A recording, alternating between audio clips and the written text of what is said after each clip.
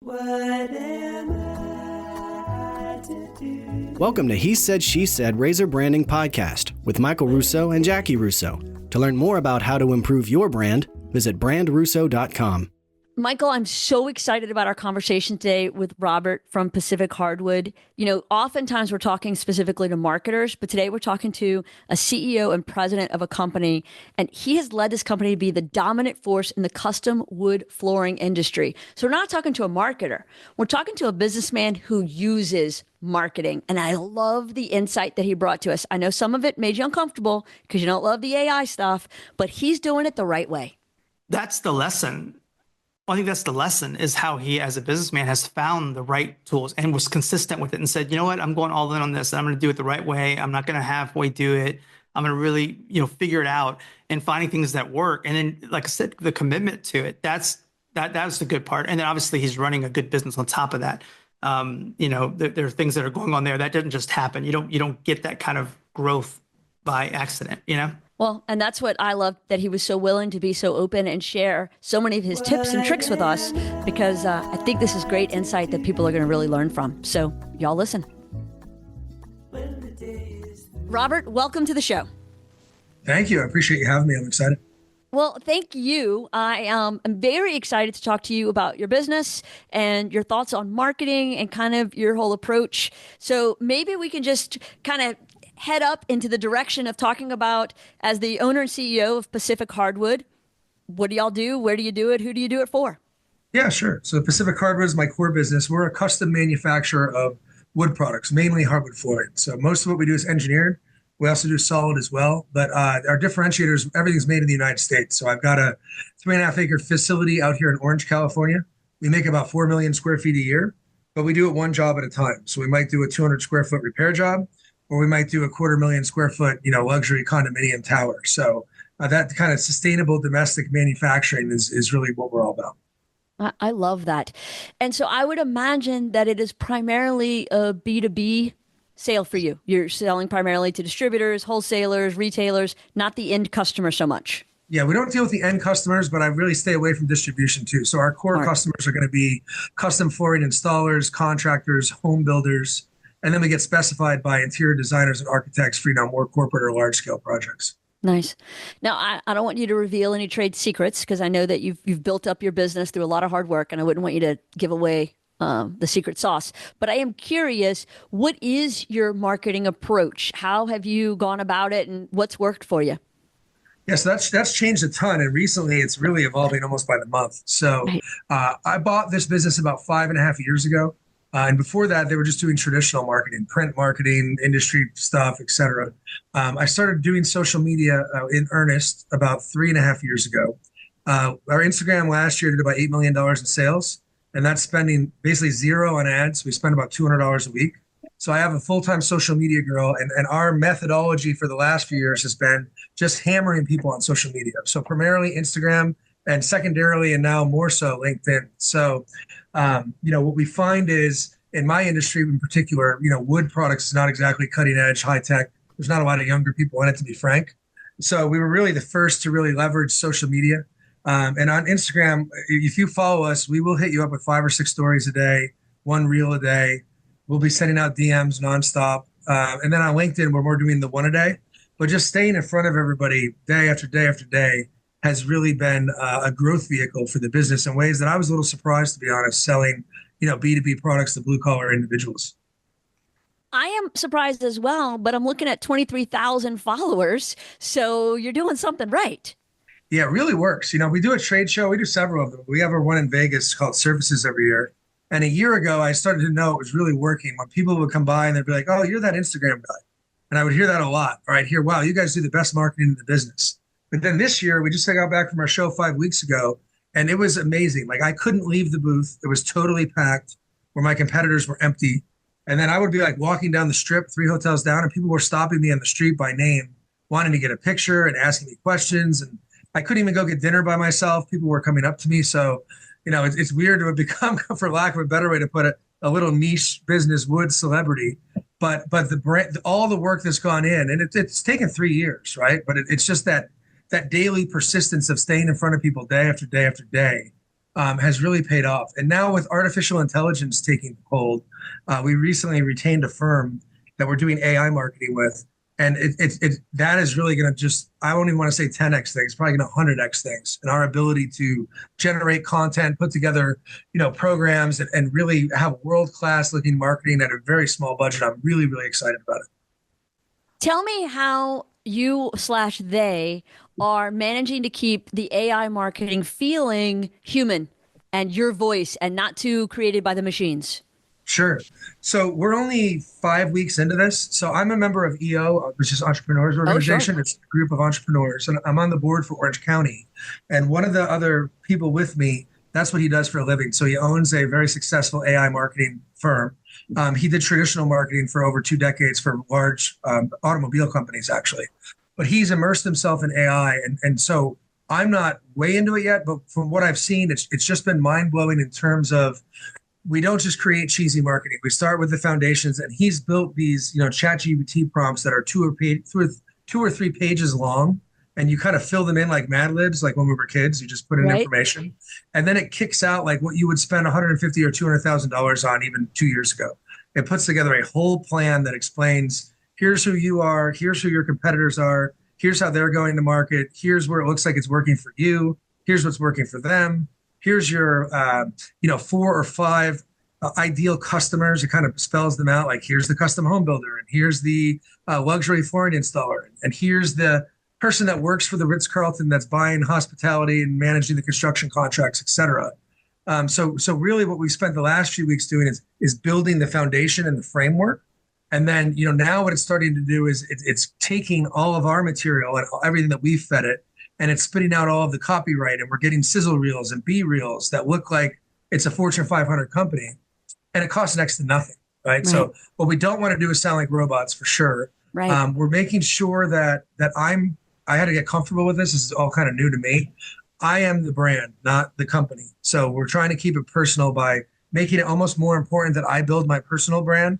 That's part of how we got connected here, right, for this podcast. Absolutely.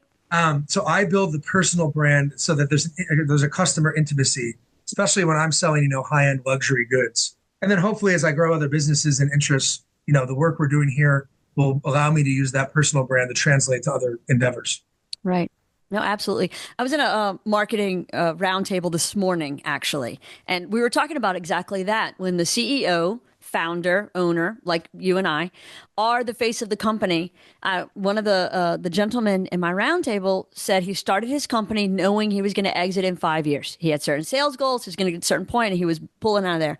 He said, so it was important for him to never become the face of the company because he was pretty sure they were going to sell to private equity, and he didn't want to get trapped into filling up that next 3-year commitment because he didn't want to be there that long. So he had a COO that became the face of the company, and that person stuck around after the exit. And so do you look down the line 5, 10, 15 years and think about, if it's all around you, how you're going to handle that? Yeah, I think that's interesting you said that, because that came up in our call yesterday when we had our quarterly strategy call on the AI side. So obviously there's risks and benefits to everything, that you do. So for me, and we could talk about this more in a bit, like Pacific Hardwood, I look at it as the growth vehicle to generate capital that I'm going to put both back into this business and some other things that I'm doing outside of the hardwood side. The business itself, the real core competencies of this business are around sustainable domestic manufacturing. So while I may be the face of the business as we grow it short term here, the real story of this company won't be me. I'll just be the familiar face where we can build that off of. But the story of the company is fairly transferable in terms of there's really only 2 other companies in the country that are remotely doing what we're doing. There's a very high barrier to entry, and it's a niche market at the same time. So the benefits of me being the face, but allowing me to scale this from 20 million to 60 or 70 million, with the real core competency being domestic manufacturing, would outweigh any kind of exit concerns. I love that. And I love that you just brought up domestic manufacturing, and I don't want to turn this into a political discussion. I am curious, with a lot of talk around tariffs and manufacturing, because you are domestic, is that impacting you at all, or is it somebody else's problem? No, it's impacting us, but in a really good way. That's what I was wondering. And not political either. Just the realities of being a domestic manufacturer. I don't import any of my lumber from outside the country. So the Canadian tariffs, for instance, we just picked up 2 jobs this week that were fairly significant in size, well over 6 figures. And the reason we got those is because they were going to get them from a Canadian supplier. The tariffs came into play. There's concerns about that short term and long term. And we could hit a 3-week lead time because we make everything in the United States. So I don't think those tariffs are going to stick around for the protracted period. That's just my personal opinion. Maybe they will. But as long as they're here, we're going to squeeze every ounce we can get out of them. Right. One of the things that came up, oddly enough, in that same roundtable discussion, apparently these are the topics of the day for me, was about a domestic manufacturer that saw the writing on the wall with tariffs and raised their prices to equal what their competitors were having to raise because of the tariffs. So are you seeing opportunities to increase your margin? Not right now at this early stage. The other thing is like I'm a car guy, so I always say we're selling the Ferrari of floors. So we're at the very, very high end of the market. So the typical home that our product goes into is at least $3 to $5 million. A lot of what we do is in that $15 to $60 million range. And then on the hospitality side, we're doing all the Ritz-Carltons, Four Seasons, Victoria's Secrets, that type of stuff.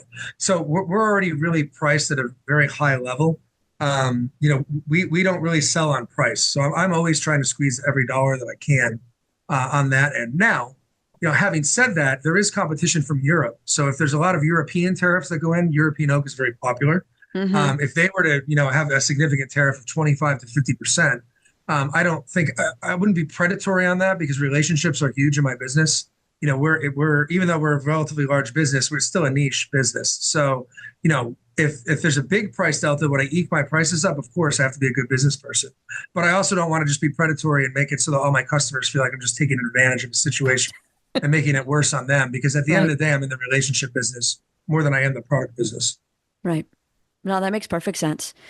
So I thought we might lose Michael when we start talking about AI because it's not his favorite topic, but he manages to not leave the call. So, No. Michael, do you have some thoughts about that? I was letting y'all talking languages beyond my scope. I'm curious about 2 things. One, normally most people wouldn't have recommended. I'm pleased and surprised with your success on Instagram because I would say that's not your market without knowing the industry or without knowing anything. Just right off, if you asked me, hey, is Instagram a good vehicle for us? I would say probably not. You probably need to be in these other spaces. But it is a very visual product and it does show up very well as I'm looking through the feed. So kudos to you on that. Like I said, but that's not something I would have said. So like what led you down that path to jump into Instagram to go all in for that particular channel? Yeah, I think, one thing real quick, I think one of the reasons we've had success at Instagram is because we're a factory. So we're able to create new content. I mean, I could go make some content right now in 3 minutes and come back in, right? And I can make something unique or interesting because people like to see how things are made. And when they see robots and the interaction of humans and robots and products being put together, it's not like I'm just showing like, hey, here's some flooring for a custom home. No one really cares. But for the contractor and the installer, et cetera, they kind of geek out. The best marketing vehicle I have is if I can get somebody to come take a factory tour. So I do 3 to 5 of those a week.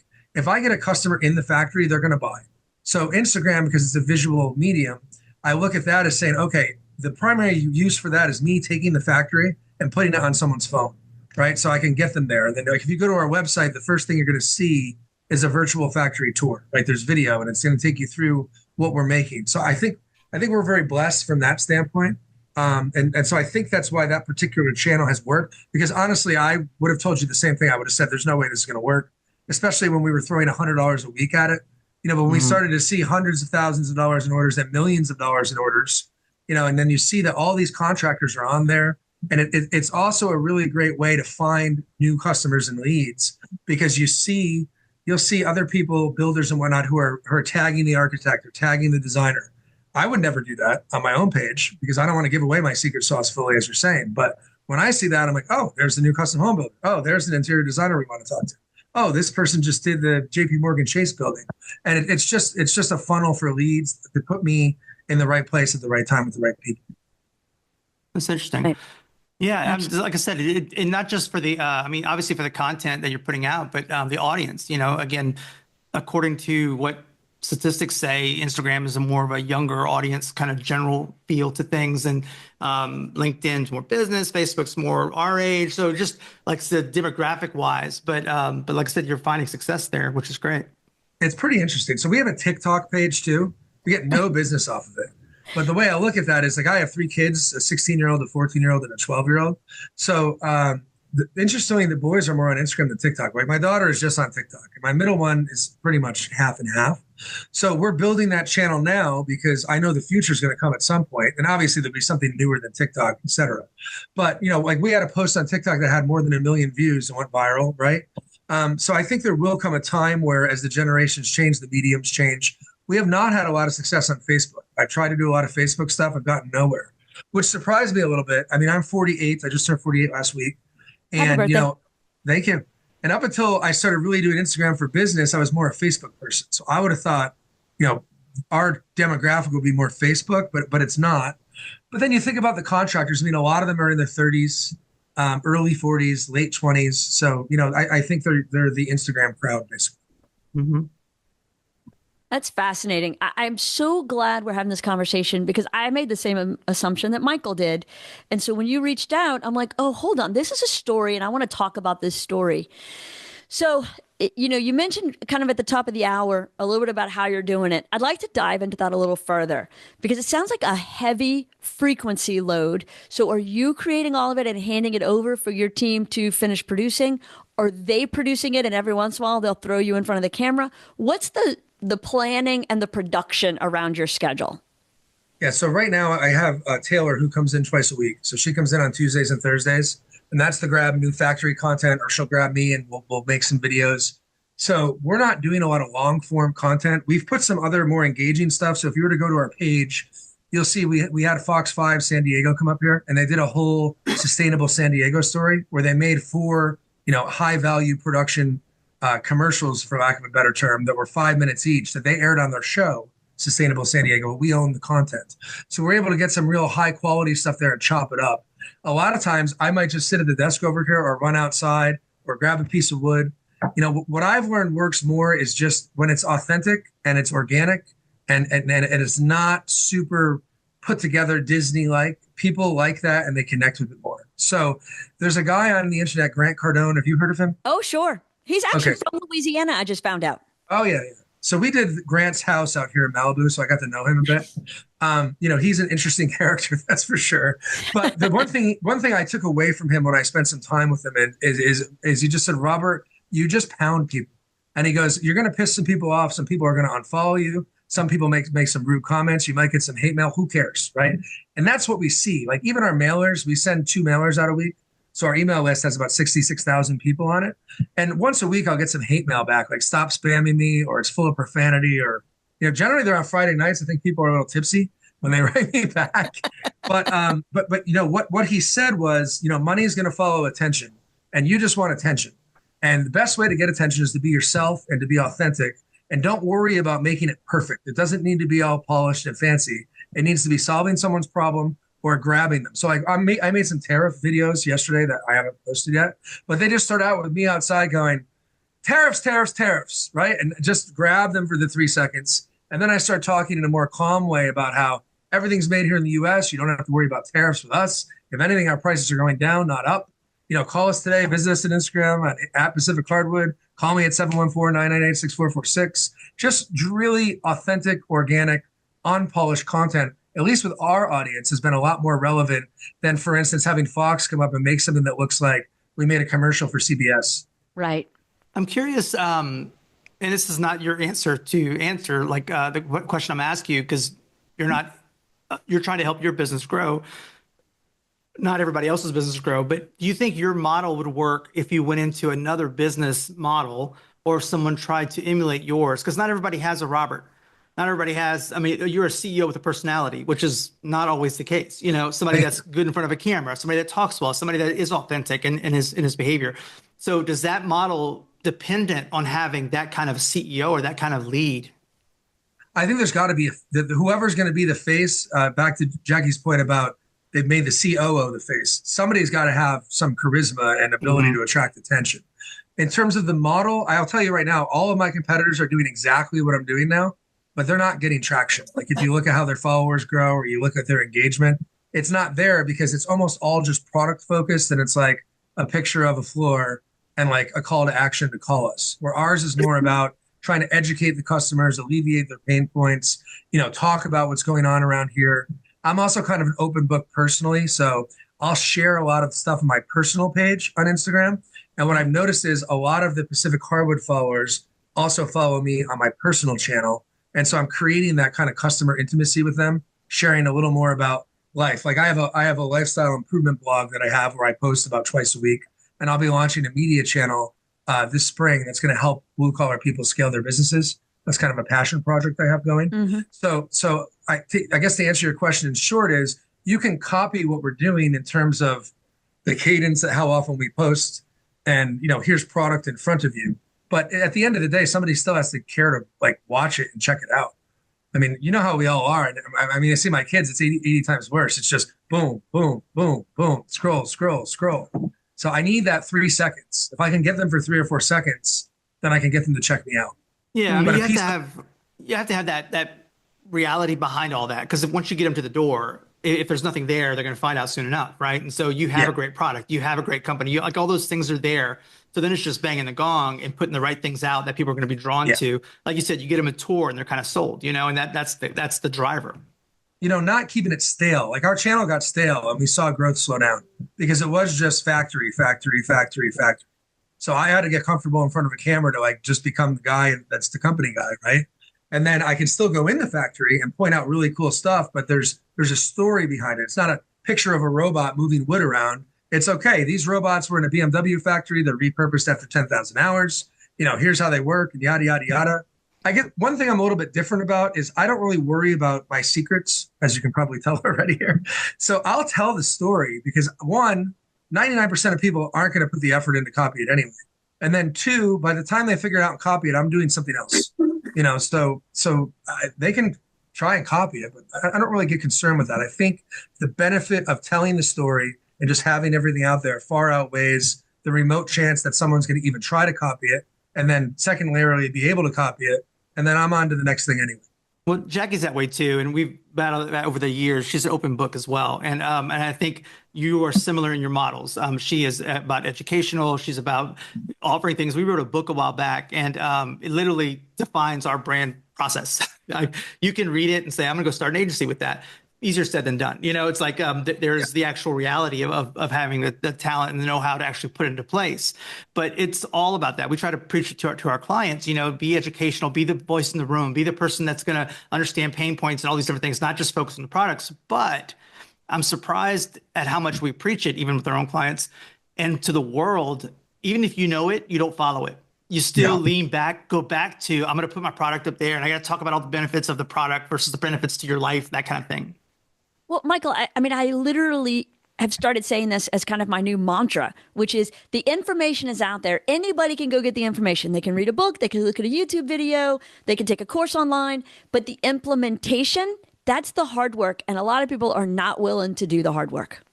Yeah. And then, the other thing is this is not instant gratification, right? So you could start tomorrow and say, I'm going to put a content calendar together and I'm going to do 5 stories a day and a post a day. This is not like something in 60 days or 90 days. You're going to see like something huge and magical happen. I mean, whatever you said we have for followers on Instagram, I think it's like 25,000, whatever. Shitload. That's a technical term for it, Robert. Shitload.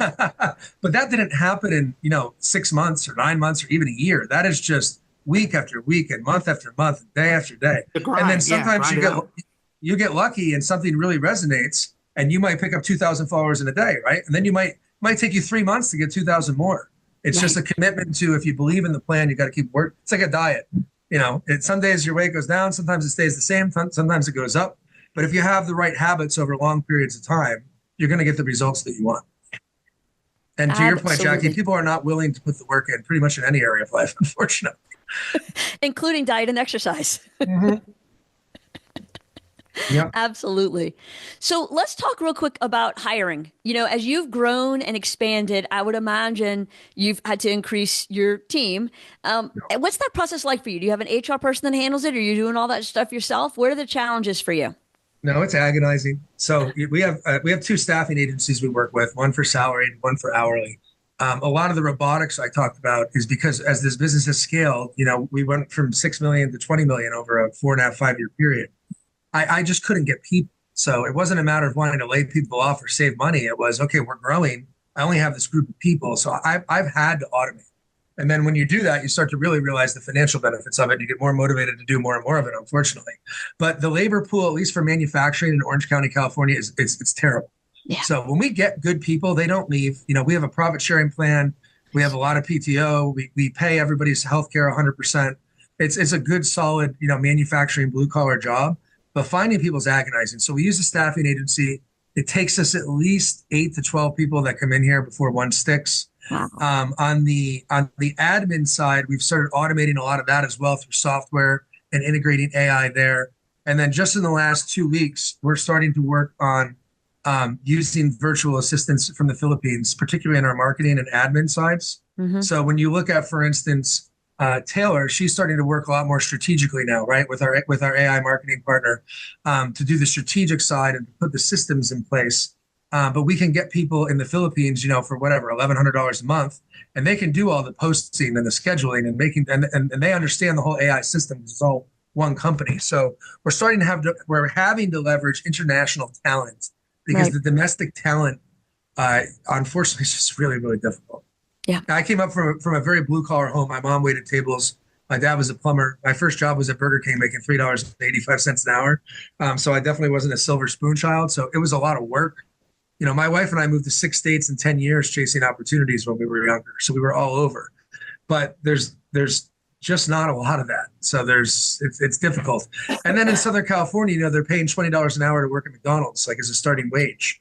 So it kind of kills the lower end of the younger labor pool also, where, I might pay $26 an hour, but you have to have skills and be able to do things. But someone can go to McDonald's make $20 an hour.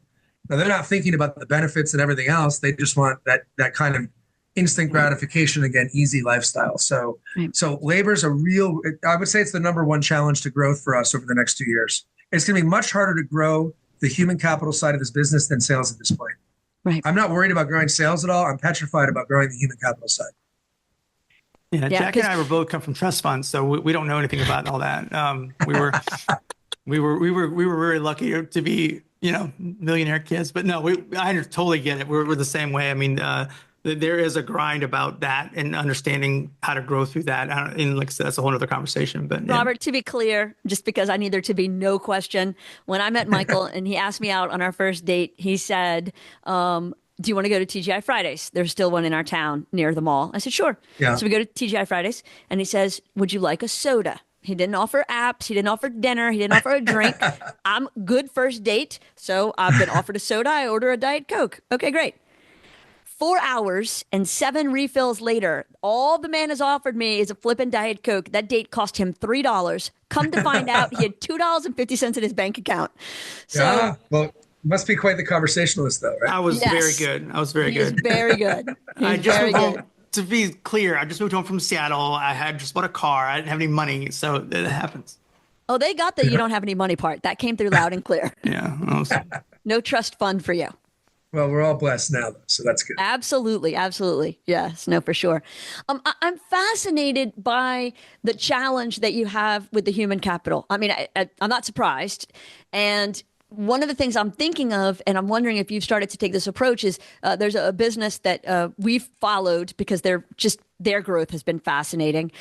Unbeknownst to me, because this is a little before our time, it used to be that when someone was sick and needed to go to the hospital, the hearse came and picked them up and brought them to the hospital because the hearses ran, there were no ambulances. And I mean, like in the 70s, we're not talking about years ago, but rural life, there were no ambulances, just hearses.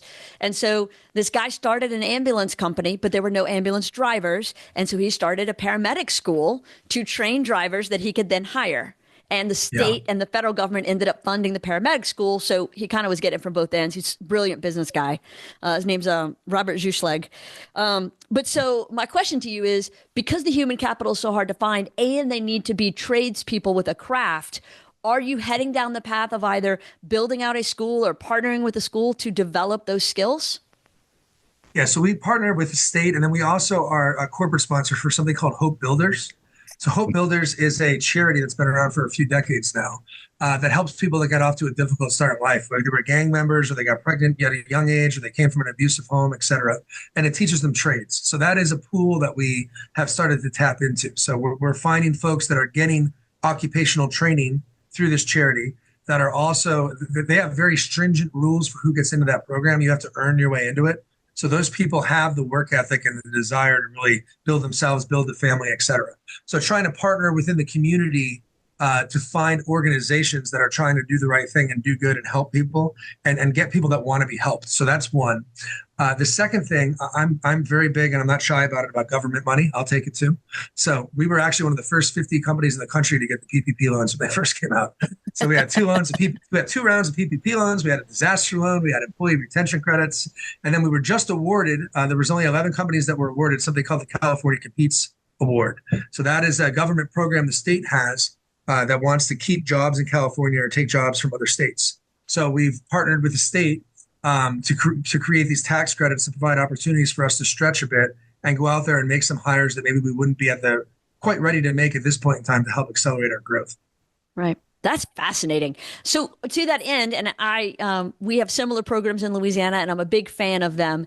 But have you thought about having a part of your production in a less expensive area so that you can leverage somebody who's not charging $20 an hour or $26 an hour?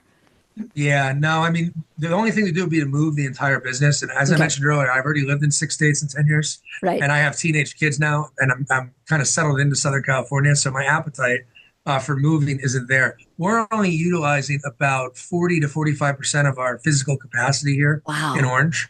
And so even without any other capital investments, I could grow the business about another 30 to 40%. So there's tremendous potential for growth here. And the robotics, as I mentioned, those BMW robots, for instance, there's a lot of other things we put in over the last couple of years. Well, the combination of our efforts with the folks like Hope Builders, coupled with the technology partners so we can continue to automate. I mean, if you go to a brand new factory in Europe that makes something similar to what we make, there's literally factories with 3 people in them. And it's just all robots. There's 2 guys standing up at a mezzanine. There's a maintenance guy working the floor, and the machines do everything. So if worse comes to worse, shouldn't say if worse comes to worse. We will have to go down that path as we grow. And the other thing is employment in California is really, really difficult. And I'm not going to be political about it either, but the laws are definitely not set up to be employer friendly in any way, shape, or form. And like workers' comp, I mean, we didn't have a claim for 6 years. Now we have 2 or 3 every year, and they're super expensive. And the wages, because the cost of living here is insane. I mean, I get it. You know, and there's very, very small homes across the street from the factory. They're like 1,000 square feet, 1,100 square feet in a kind of industrial area, and they're all over $1 million. So, wow, you know, the cost of living is just insane. So it's just not really a practicality to think that we're going to double or triple this business and double or triple our workforce at the same time. Right. But you can double or triple the business and reduce your workforce at the same time if you continue to focus on the robotic side of it. Yeah, correct. Yeah. So what we're trying to do is really create really good blue collar jobs where people become tradesmen. I'll have something coming out this spring. I mentioned I'm watching a kind of media thing. I'm not ready to share the name of one of the parts of it yet, but it is directed at helping people do trades. You know, you see this kind of across the country. There's a little bit of at least a renaissance of getting younger people to understand that there's careers outside of college that are good paying jobs that we have a need for. So like these factory jobs that we have, because we're going to continue to need to hire people as well as we grow.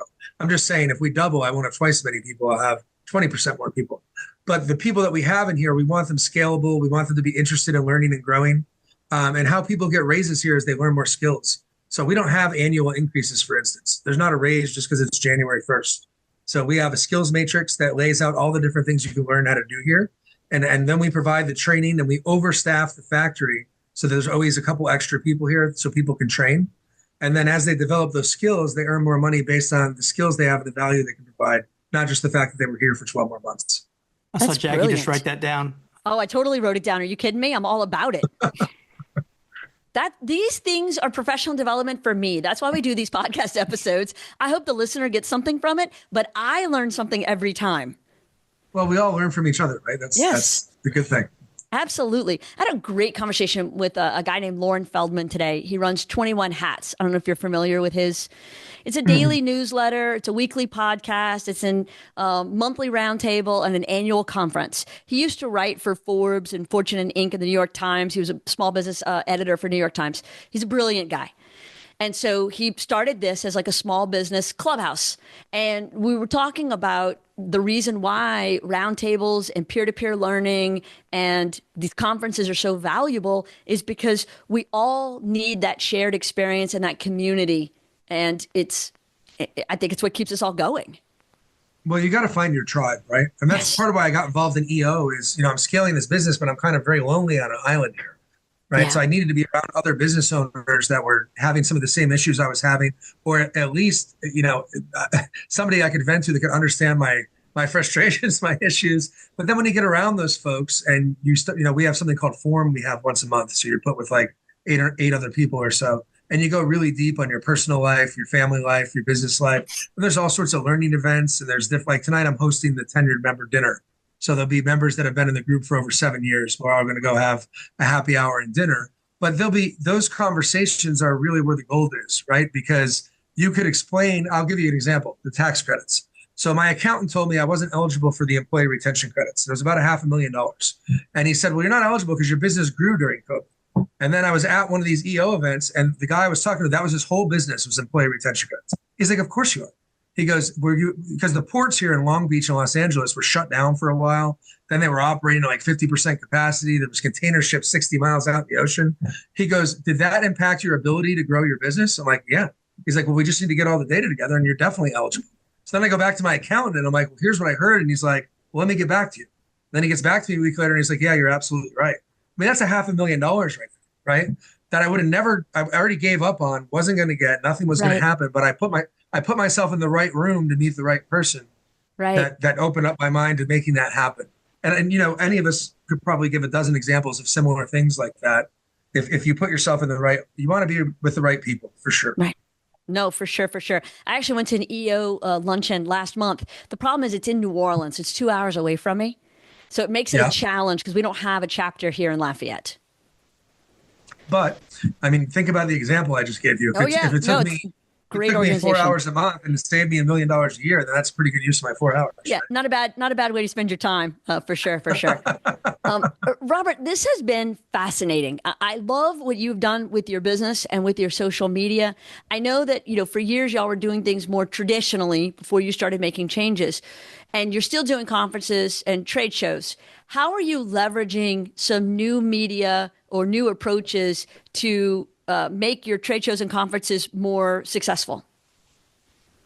Well, obviously, we're all over our social channels explaining we're going to be at the trade show. Sure. Right? So as I mentioned in Vegas, the booth was just packed because we're just hammering people. We're going to be here. We're going to be here. We're going to be here. And then we try to tease them with stuff we're going to have there, new products or new technology or something new we're going to share. The other thing I try to do is be a speaker at whatever trade show I go to. Mm-hmm. So we have the NWFA show actually next month in Charlotte. And I'll be one of the keynote speakers speaking on sustainable domestic manufacturing. So when I do that, I'm able to get content from the show, right? Where I'm speaking in a professional environment. It adds more credibility. I'm able to get an audience, et cetera. And then what I tried to do with this last show, and I was a little interested to see if people were going to be receptive or not, is get people to make videos with me. So if I had a good relationship with a customer that popped in that I just met, I'd be like, hey, do you mind making a 1-minute video with me real quick? Yeah, no problem. I'm like, hey, I'm here with Carlos. He owns blah, blah, blah flooring in South Florida. Just met him here at Services. It's super awesome. Carlos, what did you find most interesting about what we talked about over the last 30 minutes? And then he would talk about what he found interesting about my company. Right. Then I'd find a way to weave him in as well and say, if you're in Boca, you want to see Carlos at Garcia's Flooring, what's your number, blah, blah, blah, blah, blah. So he leaves there super happy. And then we made a little quick kind of intimacy connection. And then I get a lot of content that continues to, give me material that I can push out. Gotcha. That makes perfect sense.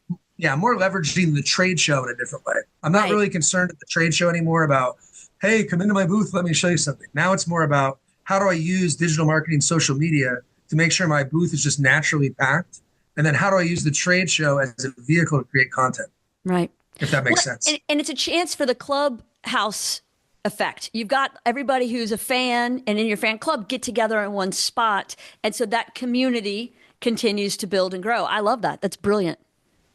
Yeah. Robert, you've been awesome. Thank you for your time. This is exactly what I was hoping you would share with everybody, because this is the stuff that we all learn from and find ways to do our jobs better. No, it's been great. I always love sharing, and I learned some stuff here too, so it wasn't a one-way street. Well, good. That's awesome. Tell the people where they can find you and follow you, because I'm sure they're going to want to learn more. Sure. Well, we talked a lot about Instagram. You can check us out at Pacific Hardwood. If you want to follow me personally on Instagram, you can check me out at official Robert John, John. Visit us at pacifichardwood.com. You can take a virtual factory tour there. And you'll also find us on LinkedIn. My name is Robert Pelletier. You can find me there. And you can find my company at Pacific Hardwood. If you want to email us, it's info@pacifichardwood.com. Perfect. Thank you so much. We appreciate your time. Cool. Thank you so much, too. Have a great weekend. Thanks, you too.